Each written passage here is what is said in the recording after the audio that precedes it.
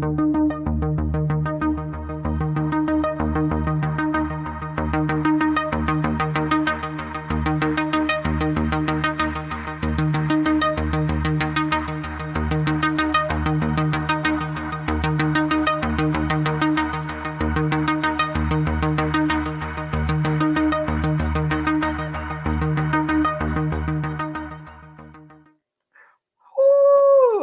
Hey, I felt like I was on a roller coaster. Dang, we made it here. I'm so happy. Oh, happy Friday, everybody. Happy Friday. Angel, thank you so much for being here. Yeah. I almost, We, it was a trip. we almost didn't make it. Oh my gosh. I guess it's so all about who you know, right? So, guys, before anything else, huge shout out to Chris James for Yes. getting us here. Thank you, Chris. Thank you, Mr. James. Oh my goodness. Guys, if that was not the epitome of doing something under pressure, I don't know what is. I don't know. That was awesome. That was a whole learning curve right there. And Angel's the one that took most of that on. So for anyone who doesn't know, I am not tech savvy, and Jesse has left me in charge for the day. So God bless us here. Yeah. Well, we weren't going to fail. Chris wouldn't let us fail. So he got us here. Having good mentors is very important. Right. That's right. So let's just kick it off. We have a couple announcements before we get into anything today. We do have book club coming up, guys. Next week, we're going to be starting a new book, and we will be wrapping up our current book. So our current book is The 4 Maps of Happy, Successful People. We're doing part 2. If you're not in book club and you want to be in book club, come hang out with us. If you're worried about not having the book ready, get your book now. The next book is The Power of the Subconscious Mind. And that is going to be an amazing book. It's by Joseph Murphy. Nice. Now that's one I haven't read. So yeah. Also just wanted to let everybody know that we have a really, really great community going on. The Revote community. I know some of you, I can see some of you I know are very familiar with it already. You're already in there doing your thing. But it's a great mentorship program. And I want to say it's really unique simply because I've been through a lot of coaching programs, mentorship programs, and this one, you actually get to interact and hands-on learn, and you've got direct access to everybody who matters, right? So everybody in the community kind of pitches in to help everybody else, and we're showing people like how to really move their business forward. It's not just about learning to wholesale or things like that. It touches on anything in your business that you can need help on. So that's where my concentration's been for the last couple of weeks, and it's going great. We've had our first success story. Had a couple of members who were taking their first fix and flip down. They had to raise capital, so they actually did a pitch deck, and it was absolutely gorgeous. Got it out there and raised over $100,000 the first day. Yes. I mean, that's kind of unheard of, especially for people that are new to it. That's kind of unheard of. So these ladies hustled, and so yeah, it was great. And I hope that we're going to see many more of those success stories as we go along. And the greatest part is you can get in for like the cost of a steak dinner. So anybody who's interested, looking to up their game and get to that next level, check out the REI Vote community, Revote. We'd love to have you. Beautiful. So that touches a lot on getting through the pressure points, does it not? Like a lot of the things that you have to do within these businesses is pushing through something that makes you uncomfortable. And that's kind of what I wanted to hit on today, because Angel, you and I go back to Tom, the Tribe of Millionaires. Yes. And if that is not pushing through something uncomfortable, I'll put all my pennies in a bundle. I think, Carlin, you know this because we read this book together. We reviewed it together in book club. But that one book, and I'm sure people have heard me say this before, because anytime it comes up, I've never read another book in my life that had resonated with me like that book did. It was almost like the whisper, that I needed. Some of those things that I already knew were going on inside of me. As I went through that book, those things totally resonated with me. I don't even know if I can put it into words, actually. But, it talks about some of the powerful effects in the book that really, really can change your life. And one of those, one of the first effects is obviously the people around you. And that's kind of where I feel like it started for me, and how we met, to kind of segue into how we met. You guys, I said this, what is it, over a year ago, probably, Carlin, that you were my tribe. You and a couple other people, you guys were my tribe of billionaires. And just so you guys know, I wish I could change my background on StreamYard. Carlin actually painted a very unique picture of Tribe of Millionaires, which I still have to this day, by the way, and I use it for everything. But look, we're over a year later, and here we are, and we are truly going to be our Tribe of Millionaires that I feel like I birthed over a year ago, right? I mean, so I could go on about the Tribe of Millionaires and how that book resonated, and how it was like just like the premonition of my life to come. And I hope if any of you have not read that book, I just highly encourage it, because it can be a game changer. Maybe we'll circle back around and do that one for book club again soon, because truly having a group of people who are there to cheer you on and push you through some of the hardest points. And truly, entrepreneurship is not for the faint of heart. It's not something you just wake up and you're like, going to be an entrepreneur today. Like it is. It hurts. It hurts. It's dedication. It's having the people, having my angel over here telling me it's okay to just push through one more day. You've got this. It might suck today, but tomorrow is going to be better. Yeah. And that's it. I mean, I think most people can equate failure to inconsistency. Mm-hmm. Okay. Because if you're truly consistent over time, it doesn't happen overnight, but over time, you're going to see yourself growing in ways you never thought you would if you're consistent. And that was a real struggle for me when I first, put the blinders on and said, okay, this is the way that I'm going to go, and stay that path consistently every day. It's painful. It's painful. And some days you just don't want to do it. But that, that's where having that tribe of millionaires, having those people that are accountable, those 5 influential people in your life, that all ties together. Those are all effects of moving toward that millionaire mentality, right? So if you're around the right people, they're going to help you stay consistent. And consistency is where you find the true win. And I don't just mean in money. I know you journal. I love to journal. And I'd recently we'd actually talked about this. I had went back in January to look at my January before. I always like to go back and read and see, all the goals that I set out and what I wrote out, things that I wanted to accomplish, personal things, growth areas, areas where I wanted to grow.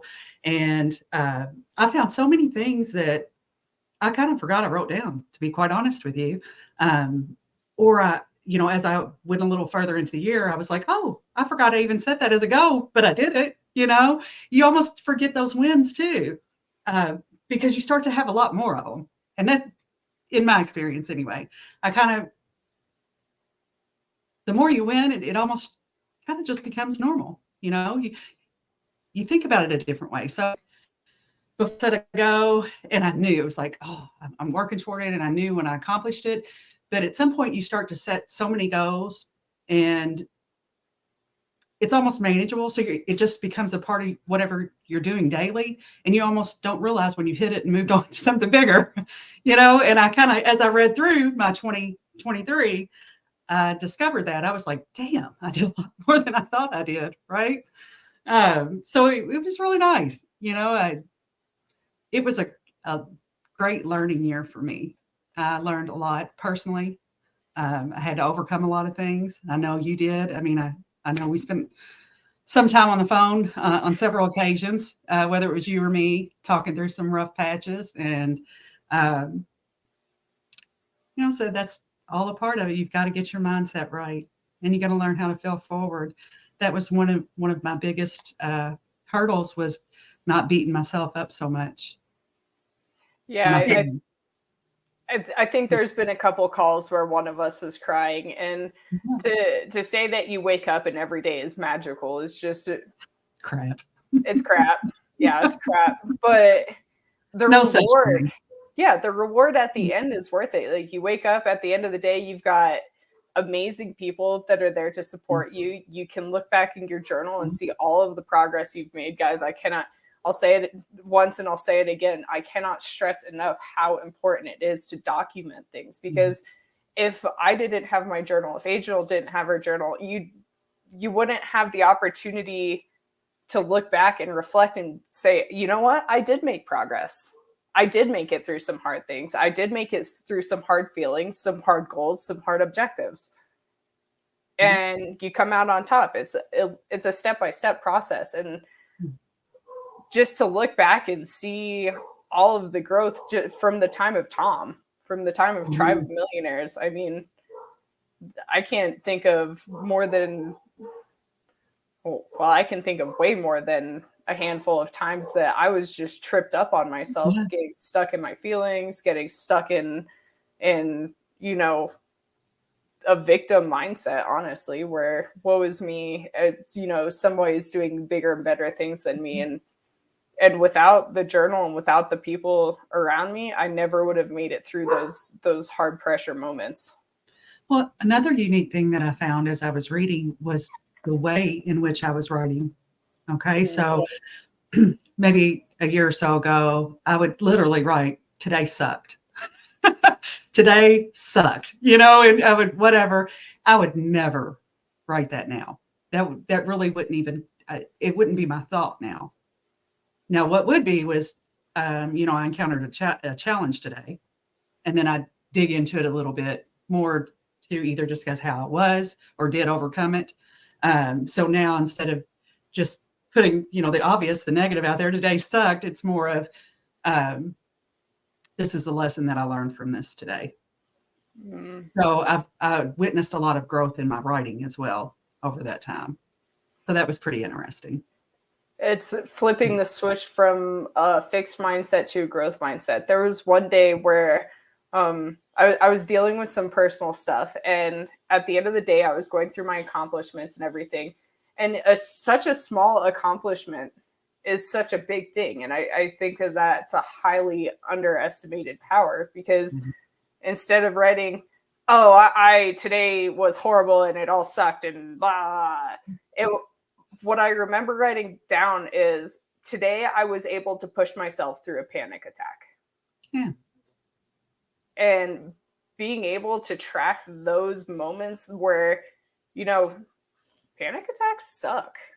Like, they're horrible. If you've never, I can't think of anyone who hasn't experienced one, but being able to come out and say, you know what, that was really hard. That was a really hard thing to get through, but I did it. I got through it. And is a little bit draining, but tomorrow I'm going to have the power to push myself a little bit further again. Absolutely. And you start to dig into your, when you do encounter those challenges, you learn to dig into it a little more. It's no longer, this just happened, maybe you didn't meet a timeline or a deadline or something. It's an opportunity to dig in and see why and reflect, or did you not, meet that deadline or do whatever you needed to do because you were inconsistent, because you didn't, prioritize. It kind of helps you. I definitely had a few clear faults in some of the things that I did. So it kind of helped me to identify why they were faults at that point. What was it that kept kept me from meeting the mark every time. So it kind of helped me to work through those and improve and learn where I needed to be more consistent, and you know, help me to kind of build my goals each month too, because I have, you know, I do monthly goals.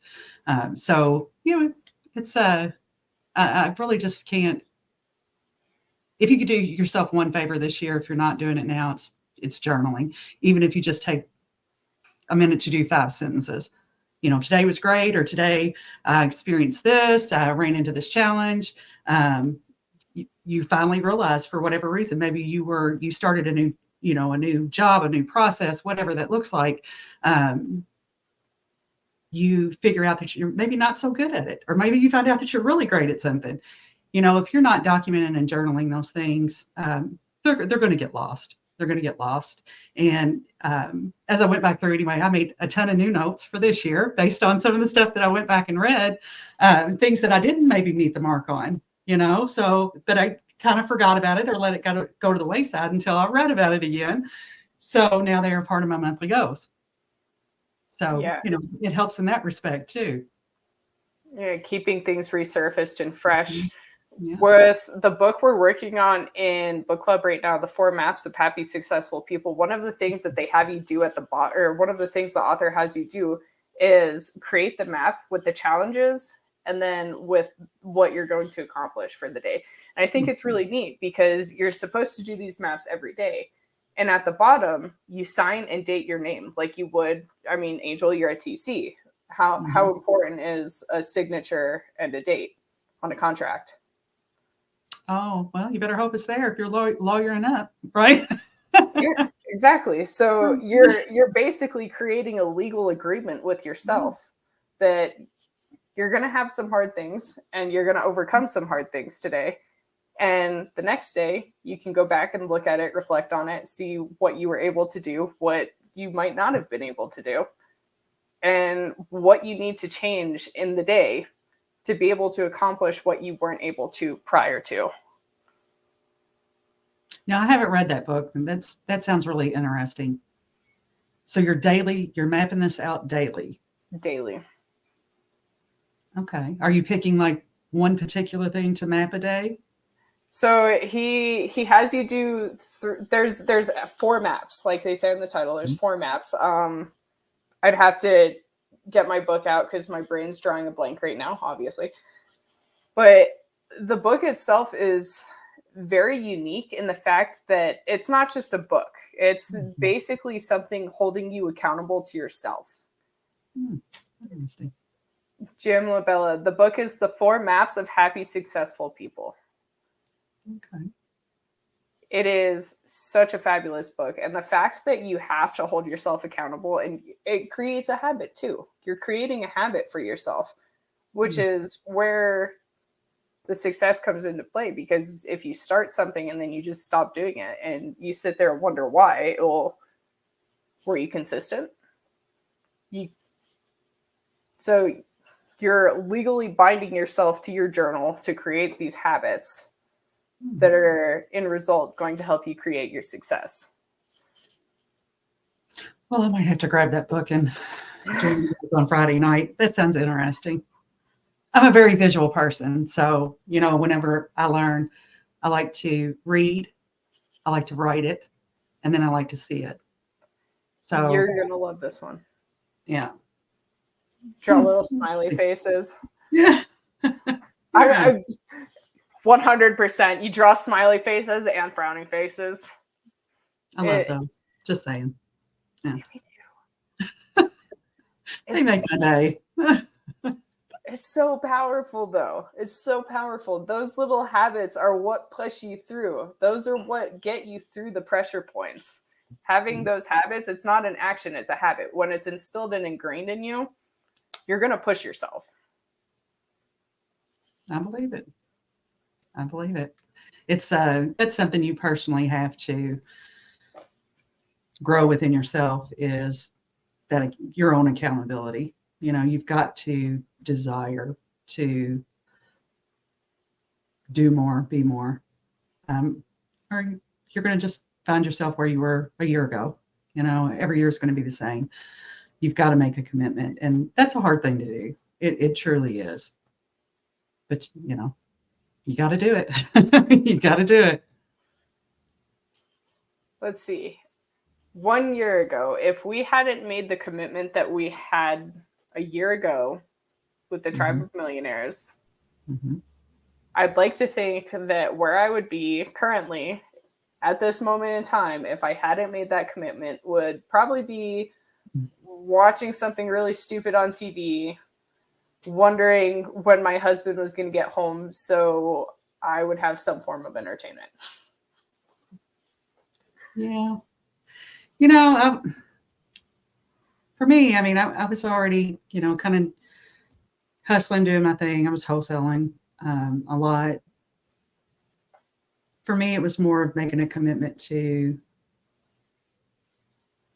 set appropriate goals, to stick with those goals, put the blinders on and really stick to it.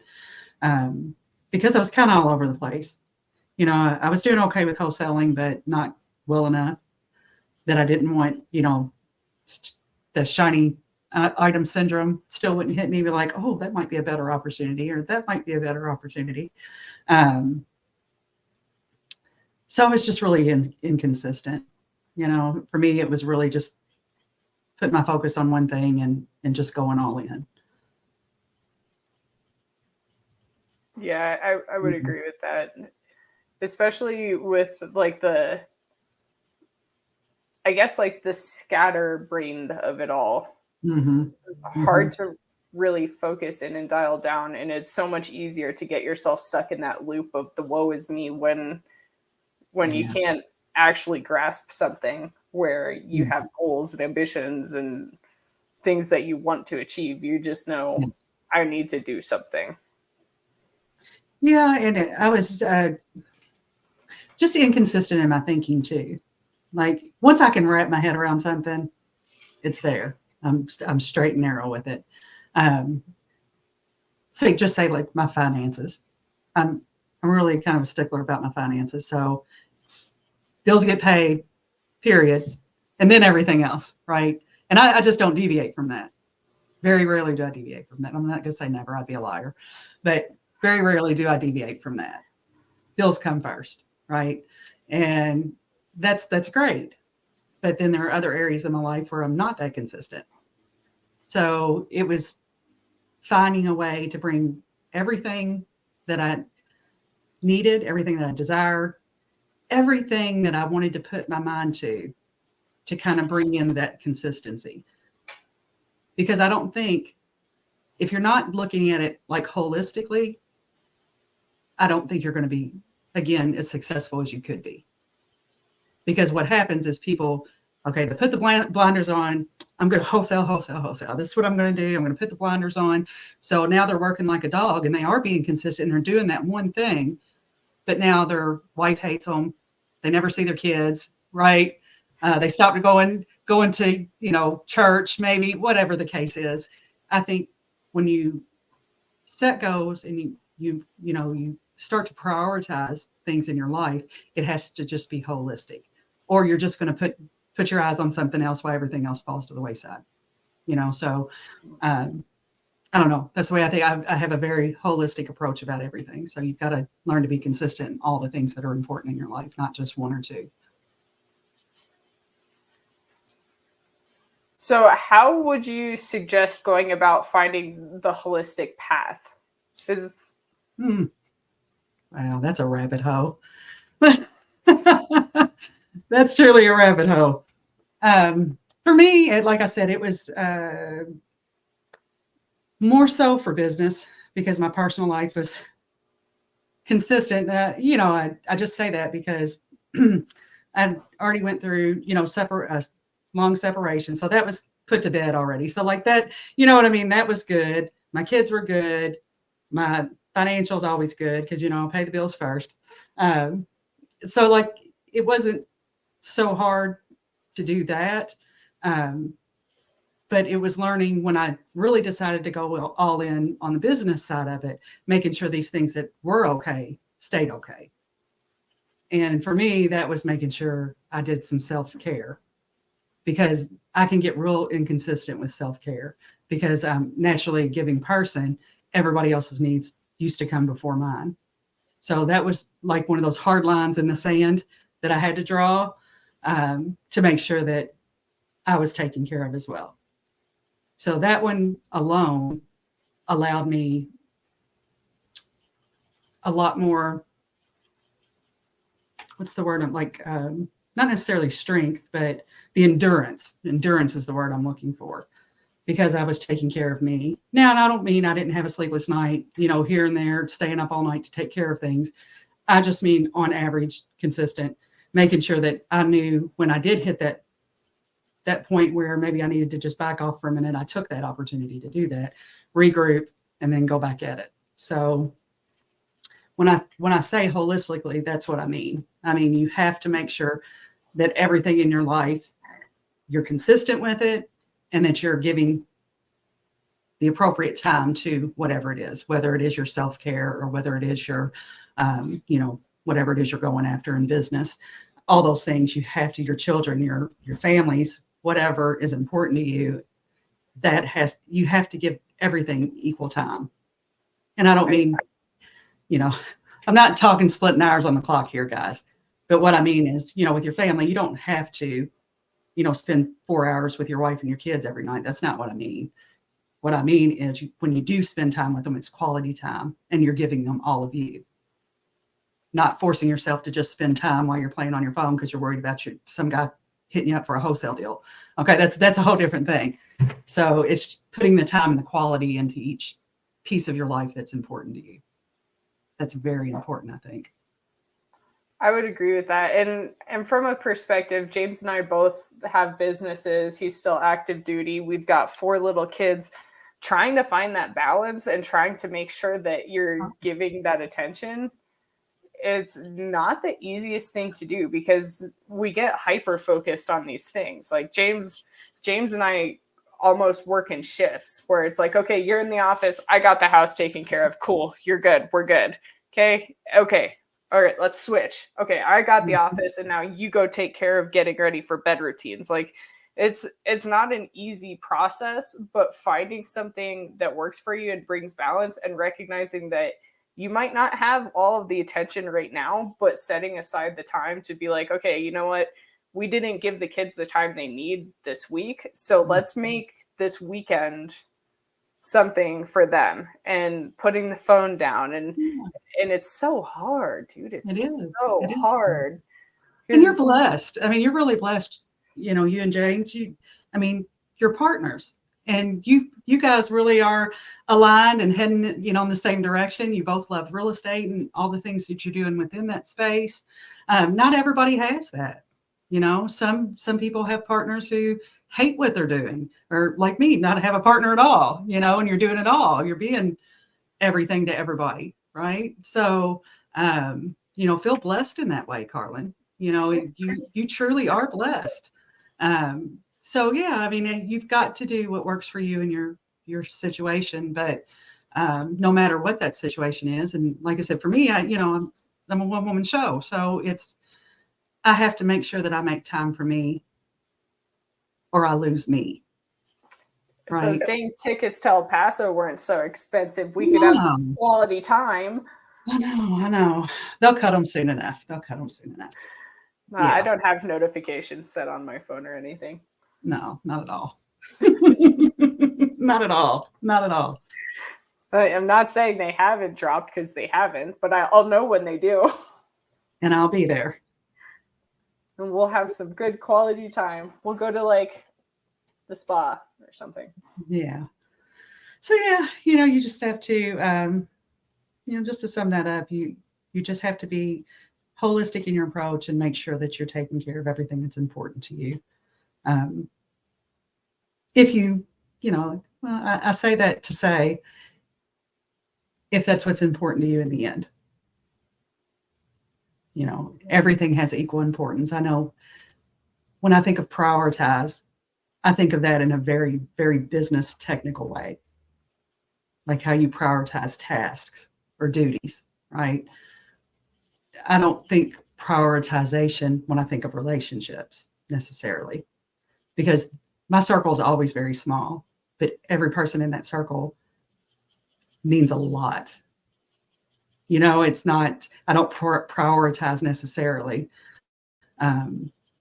people. That's the best way to say that. It's different than processes or tasks. Relationships are relationships, because you don't have to spend X amount of time with each person, right? Every relationship's different. Everyone will require different things from you. So, you know, you've just got to be clear on when you're trying to build and continue to grow relationships. In that sense, you have to give it what it needs, and everyone's going to need something different. So have there been any points where you kind of stumble into something and it kind of falls off the wayside for you and you have to re-grasp it? Does that make sense? No, rephrase. Like, okay, rephrase. Like, rephrase. Like for me, there have been times where I catch myself slipping, and I I have to stop and regroup and recognize, oh, you know what? My kids aren't getting the appropriate time they need. Okay, my kids are starting to act out. That's especially I could tell when I'm, you know, glued to my computer too much, because my kids start fighting, they start yelling at each other, right. And I have to pull myself and be like, okay, I need to redirect. My kids need my attention. I need to put my phone down. Let's go get an ice cream from McDonald's or something. Like, have you ever caught yourself pulling back on relationships and needing to redirect that attention? Absolutely. And that goes in both ways. You know, I can recognize when I've not put in what I needed to put in, or when I've put in more than I should have put in. You know, that's a big one. So, yeah, I mean, I have to think, you know, kind of regroup all the time. Just my kids. I mean, luckily my kids are a little older now. They're, you know, after 14, I'm just going to say they're grown. They think they are anyway, right? So a lot of times my kids will bring to my attention now that I haven't been doing something, or when was the last time you ate, or when was, you know, the last time you did whatever. Because you do, you know, when you're driven, you do tend to, you know, put the blinders on sometimes, and you forget to do just menial tasks throughout the day. You know, I went a whole day with it, just not even thinking about eating or anything, because you're so involved in what you're doing. But that's, I would say, Carlin, that's one good thing about surrounding yourself with good people. And, you know, I do have, I'm not going to name them, but I do have 5 very influential people in my life. And one of those people is my son, actually. My son is one of those people that will call me out in a minute. I mean, instantly. If I haven't done something I said I was going to do, because he knows how important goals are to me, and he'll call me out in a minute. Absolutely. And that's the importance of having those kind of people in your life. Right. I would 100% agree. Without the, like, I have my 5 people too. And without those 5 people, especially you being one of them, I know I know what I'm slipping, because the people around me let me know I'm slipping. Like, absolutely. And I think it is so undervalued to have those people in your life. Oh, you know what? Those are just my friends. Get some better friends. Get some friends that are going to tell you, hey, you're fucking up. Yeah, absolutely. You need to get back on track, because you said you were going to do this and you didn't. Yeah. It's not to say that's a bad thing. It's they're not being dicks. It's saying, hey, what's going on here? I care about you, and I want you to do what you said you were going to do, right? Yeah, I mean, it's like, what is it? There's someone in my life that used to say, your word is your bond. Yeah. And it used to drive me nuts, because it's like, yeah, but your word is like really not great with the people that you're bonding your word to. But as a different context, like having that mentality with the people around you is so pivotal for being able to get through the pressure points. Because if something's hard, I mean, take starting the podcast today, for example. It was like, I sent Jesse a text. I was like, hey, I don't know. He's like, well, what are you going to do? I'm like, I don't know. I'll figure it out. And we did. We did. And we did. That was a pressure You point. know how. Yeah, that was 100% a pressure point. Trying to figure out something I didn't want to figure out, but B, I didn't know how to figure out. I mean, granted, it all stems back to the who, not how concept. Again, thank you, Chris. Yes. But without you guys in my life saying, hey, what are you going to do? How are you going to solve this problem? I probably wouldn't. Sometimes you don't know how to solve that problem, right? I have those all the time. I'm like, I need your help. I don't understand. Help me wrap this around my head, you know? And if you're around a bunch of people who aren't thinking like you, aren't doing the same things that you're doing or trying to do, you're probably not going to get any help. Not the help that you need anyway. So again, it's just so important to surround yourself with the right people. The people that are going to help you, because we all fall short. We all fail forward, hopefully. We all fail. Most of the time, I hope it's forward. So yeah, I mean, I don't think there's a single more important thing than keeping stock of the people around you. And if you got to change them out, you got to change them out. May come a time that happens too, you know, if they're no longer pushing you or helping you be your best, and you in turn helping them be their best, then, might be time for a new circle too. So that's something you just should always be mindful of. I think that is one of the hardest things to do, is recognize when it's time to let a relationship go. Yeah, absolutely. Absolutely. I don't know. I'm going to have to be an onlooker in that conversation, Carlin, because I don't necessarily say this in the most positive way, but my cutoff game is strong. That's an area I don't fall short in. If it's not, it doesn't need to be there, it's gone. And let it go, detach, and move on. And you should, right? Most people can't, but you should. But that came from years of learning, and growing and all that stuff. But you have to learn to detach. That's the baggage that everybody talks about. And I don't just mean like, regular romantic relationships, just any relationship, friendship, business, partnership, all those things. You've got to learn how to move on when it's time to move on, because you'll start to carry baggage, and baggage makes for bad situations in the future, right? Makes for panic attacks. Yeah, you're right. And a lot of people deal with that. You got to learn how to pack it away, move it on, send it on down the line. Well, I'm glad I've stayed in your circle. I'm glad I've remained in my position. I don't mean that in a bad way at all. No, I know. Yeah, but you know what? There are things. I mean, you think about it. We'll just take personal relationships. A lot of people that I know continue to hold on. Say you break up with your boyfriend, and then you continue to hold on. Like 2 years later, you're still wondering what your ex-boyfriend's doing, or you're still hoping that he's going to come back to you, or whatever the case is. That's toxic. And that's part of your self-care that you're messing with now. Okay. Because that's just baggage that you're taking around with you every day of your life. You've got to learn to let those things go to make room for new things. Because the truth of the matter is, you can never make room for new people, new ideals, new goals, if you're just letting those old ones linger that aren't serving you at all in any way. You've got to learn how to detach and let those go to make room for all the good things that you should be experiencing and doing. It's interesting you say that. So a couple years ago, we had a cat that suddenly passed away. I swear I'm going somewhere with this. My girls are in play therapy, just, to learn how to adapt and handle life situations. It's Nice. important.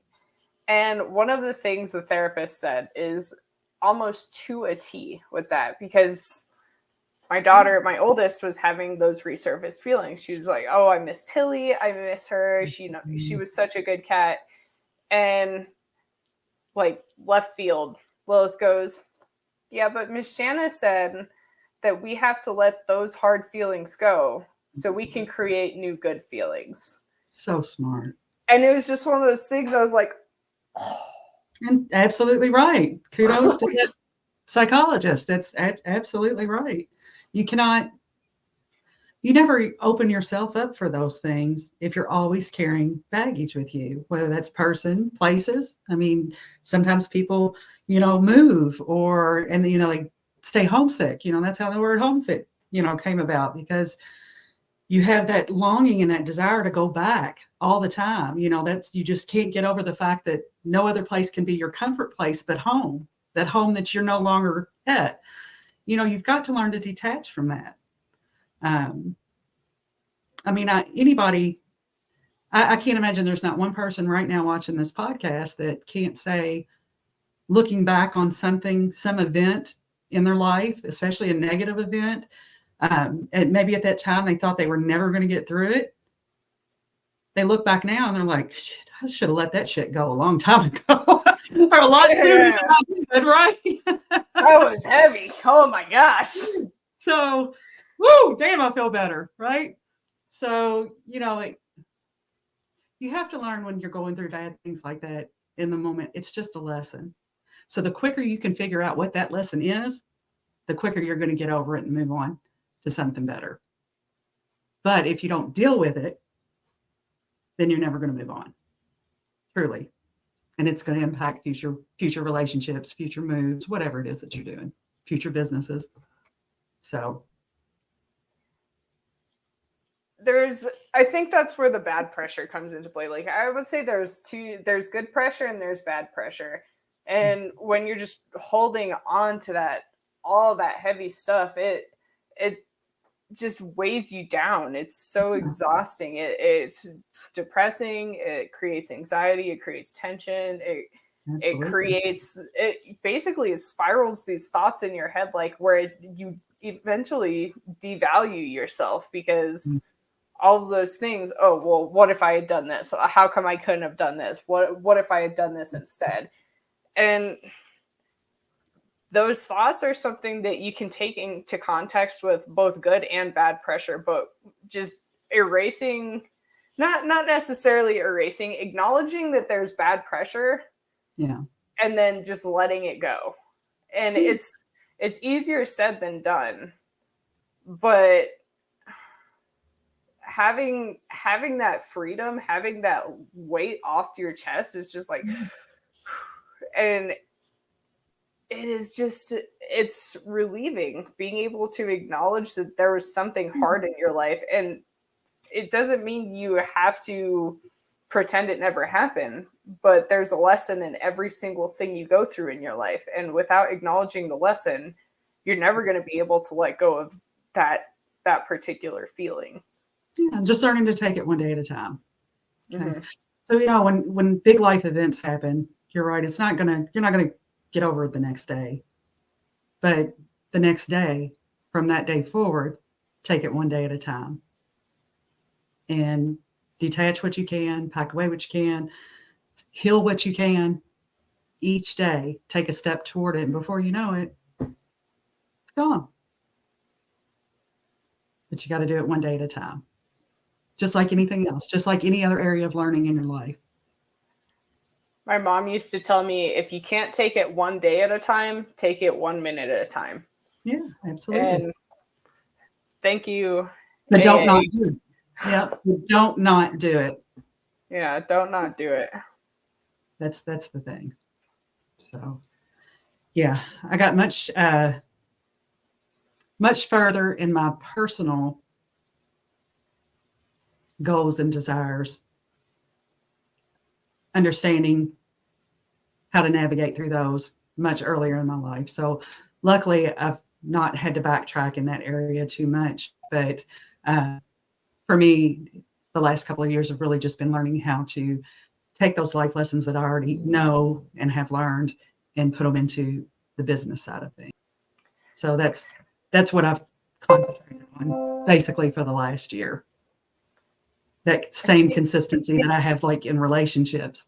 Do I show up in business the way that I show up for my friends or family, right? Kind of making those segues from one area of life to another. It made me really strong in a lot of areas in business this year because, they were already there. Like all the things I needed to know, they were already there. They were there, innately inside of me already. I just hadn't applied the same principles in business as I had to personal areas of my life. So that really helped me. So I encourage people, if you already have things, whether it's personal or business and vice versa, that you're very strong in, I kind of put it bluntly, my cutoff game is strong, but it is. And that also, like when I thought about how can I apply that to business, it was, okay, so what are the things that I'm doing right now in business that don't serve me, that aren't giving me return, that aren't feeding me mentorship or, whatever else, whatever that could apply to, what are those things that I need to cut out? And I did. I just had to figure out a way. And one thing I did this year, I won't get into the details of it, but, it directly affected my money. But I knew that it was almost to the point where it was making me sick. I just didn't even, just to think about doing it every day became nauseating to think about. And even though I knew my finances would be impacted if I cut that out, I knew I had to do it because it no longer served me because of the way it started to make me feel. So I did. January 1st, cut it off. I haven't looked back. And you know what? My biggest worry was, am I going to miss those finances, right? Because I love my finances. And I really thought that it would have a larger impact on me than it did. Now, there are times that I wish I still had that money coming in, but, I didn't. And it's just a decision I made. It's no longer serving me, so I'm going to cut it and I'll deal with the consequences. I know that I'm going to be taken care of. I always have been, right? I've never ended up in a homeless shelter. I've never, something's going to happen and I'm going to be able to take care of everything in my life I need to, whether I keep this in my life or I don't keep it in my life. I believe that truly. You're always going to be taken care of in one way or another. So, just made the decision to do it and did it. And because of that, I've been able to bring in other things in my life that are so much more fruitful by letting that go, just not having the fear to cut it off. So that last part that you said, the fear to cut it off, I think let's circle back to that because I think that's something that heavily weighs on a lot of people is, well, if I lose this, then I'm going to lose this and it's going to spiral and I'm going to lose yada, yada, yada. How would you put it into perspective, I guess? How do you weigh when something is going to benefit you more than the fear of keeping it around? Oh, Carlin, that is a tough one for me. Okay. Because I'll be real honest. I really don't fear a lot of things in life. I just don't, but I fear not having money. Money has always been a sore spot for me. I grew up early childhood, not so much later on, but early childhood, we were very poor. Okay. I remember our electricity getting cut off and sleeping on one of those wire rollout things in my grandmother's dining room. Okay. Christmases with nothing but maybe a box of chocolates under the Christmas tree, all that stuff, and that stuff really impacts you when you're a child, right? No presents at Christmas time, all that stuff, that really has a big impact on you. And probably one of the reasons that I was always a very driven person, because I was like, I'm never going back there again. Right. And I never did. My whole life financially, based on the goals I had at the time, I would say now that's not anywhere near where I want to be, but I was always taken care of. I always made a good income. always had nice things because I worked very hard for them. But most of you know, I separated from my husband 3 or 4 years ago now. I don't even know how long ago it was, but that was a big decision because I knew that I had to take care of everything from that point on. And not that he put that much in, but nonetheless, I was going to have to do it all. And that was one of the biggest decisions for me leaving him, was just to know that I was going to be taken care of. And I did. So I made that decision and I did it. And then a year later, I lost my job. So I found myself with no income, none at all. And all that fear, I'm talking major fear. Like, you want to talk about an anxiety attack, like, oh my freaking God, what am I going to do? Right? When you don't have money to pay your bills. I mean, you don't have money to feed your kids, so that was like the most fear I've ever experienced in my life, was not having something to fall back on. Like that was it. There was nothing. The well was dry. There was nothing. And instead of falling apart, I used it to move me forward. I kind of pulled from, I said this specifically when I was 18 years old and I left home, that I would never be back there again. And I meant those words. And never did I. So when I found myself in that position, I said, I will never be here again. And I've never looked back, and things have worked out pretty well. So sometimes you just got to face that fear head on and let it either eat you up or catapult you to the next step of your life, the more successful step, hopefully. So for me, fear, I've learned, which I'm a little older than you, but I've learned over the years that there's really not anything to fear. If you're getting up and you're staying consistent and you're moving toward your goals and you're doing all the things that you're supposed to be doing, it's going to work out. May not always work out in your own timing, when you'd like to have it, whenever you'd like to have it, all those things, but it will work out. And you just have to stay strong and consistent and push through. So, fear is here. That's the only place it is. It's there, and you've got to overcome that. I think the scariest decisions I've had to make in my life have been the most rewarding ones.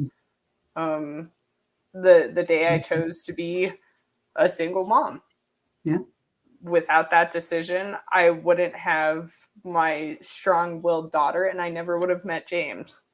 Absolutely. And having to make those horrifying decisions, it's scary, and then it's almost like relieving. There's that feeling where you're just like, oh, this is okay.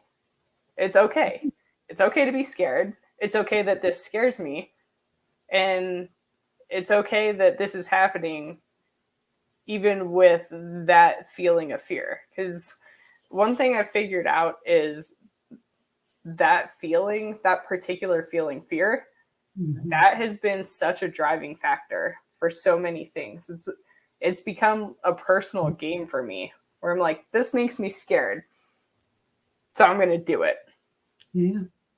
Except for skydiving. I haven't done that yet. I'll have to share my video. What? Oh, yeah. So yeah, I mean, fear is simply a game in your mind, and you have to either decide to let it succumb or move forward. I just try to tell myself whenever fear starts to well up about something, like, what's the worst thing that can happen? And I look back and, I've had some pretty powerful life events over my time, and I made it through. So what's really the worst thing that can happen? Just a little bit of discomfort, I'd say. Absolutely. So, like, for me, the goal was to get comfortable with the uncomfortable, right?